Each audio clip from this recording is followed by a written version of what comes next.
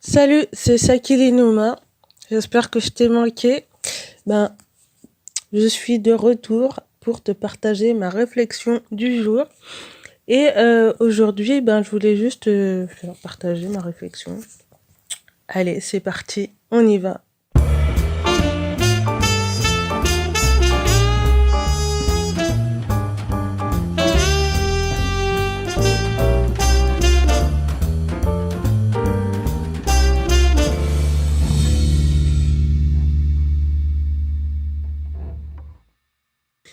On croit souvent à tort et à travers que tout le monde est néfaste et nous veut du mal, parce qu'on a toujours l'habitude d'attirer les mauvaises personnes à soi, et par peur de revivre des éléments douloureux, on se braque et on refuse de s'ouvrir.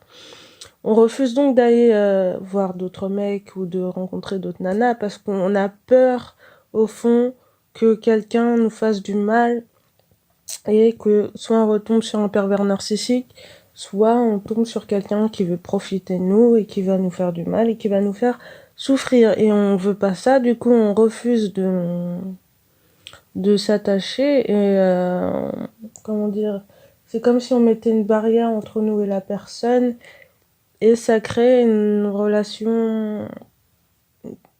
Vous pouvez avoir une belle relation, mais c'est pas ça au fond de vous. Vous savez qu'il vous manque quelque chose, mais vous vous forcez à continuer comme ça parce que vous refusez de baisser la barrière que vous avez mis entre vous et la personne.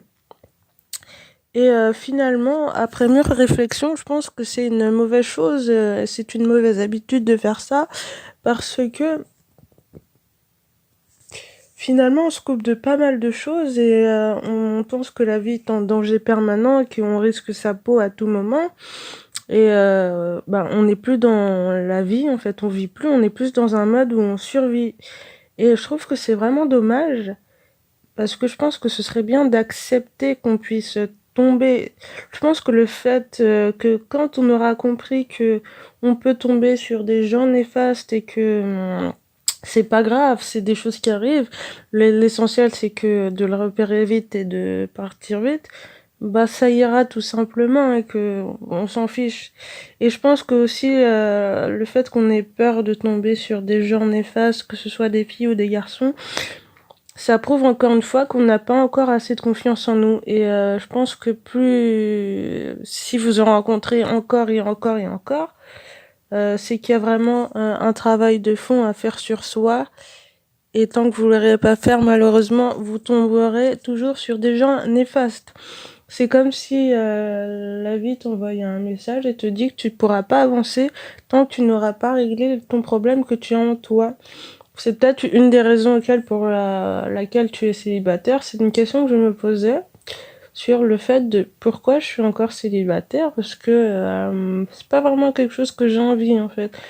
Et je pense que le fait de faire des compromis, en fait, c'est pas forcément une bonne chose et il faut essayer d'apprendre à écouter qui on est et à savoir ce qu'on veut vraiment. Et oui, et justement accepter qu'on puisse ne pas tout contrôler et arrêter de vouloir être dans le contrôle à chaque fois. Alors personnellement, moi je t'avoue que j'ai encore aussi beaucoup de mal à m'ouvrir aux autres. J'ai toujours ma barrière qui est devant moi. Alors, moi, j'ai mon château fort carrément. Genre, tu vois, les châteaux au Moyen-Âge, là, t'as, comment dire, t'as les barrières, t'as les égouttières, t'as le truc avec l'eau, là. Bah, moi, limite, je me suis construit un château fort et tout. Il y a toute une armée devant. Et si quelqu'un rentre, mais ça va être la bataille, ça va être la guerre, moi, je te dis. Et je trouve que c'est pas forcément bien, hein. C'est très néfaste. Et je pense que finalement, je pensais que c'était une bonne chose de faire ça, mais en fait, je trouve que c'est quelque chose qui te bloque. Et c'est comme si tu avais créé ta propre prison à toi-même, tu vois. Et en ayant créé mon propre château fort, il s'est transformé en prison. C'est ce que je suis en train de te dire. Et c'est comme si je refusais d'en sortir parce que j'ai peur d'être attaquée. Mais je suis toujours là, à essayer d'élaborer des plans, des stratégies de défense et tout. Et là, je me dis, si se passe ça, il va se passer ça.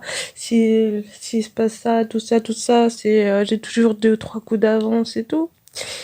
Et au fond, je pense que c'est hyper nuisible de faire ça parce qu'on vit plus sa vie, on est toujours dans le futur, on n'est pas dans le moment présent, on profite pas de ce qui se passe à l'instant T, là, maintenant.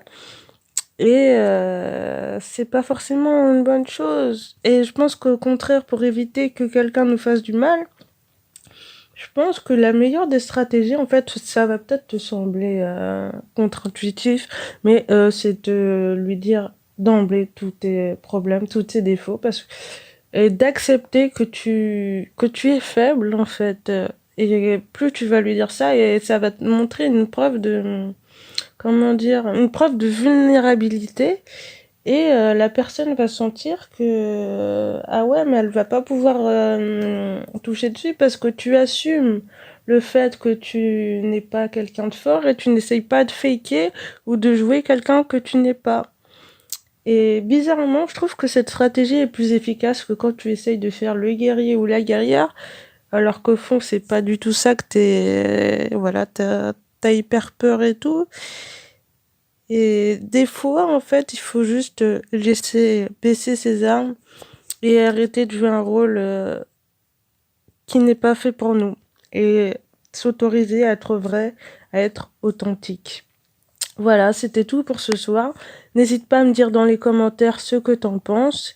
Et t'as bien sûr le droit de t'abonner à cette chaîne. C'est gratuit, ne t'en fais pas. Tu ne seras pas débité. Et moi, je te dis à la prochaine. Salut.